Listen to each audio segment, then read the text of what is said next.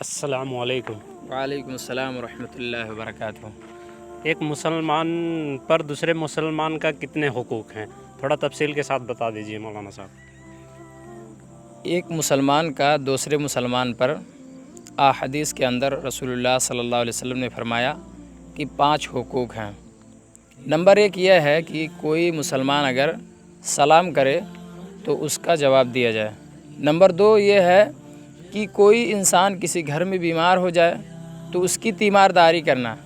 Number 3 یہ ہے کہ اگر کوئی شخص انتقال ہو جائے تو اس کے جنازوں کے ساتھ شریک ہونا۔ نمبر 4 یہ ہے کہ اگر کوئی مسلمان کسی کو دعوت دے تو اس دعوت کو قبول کرنا۔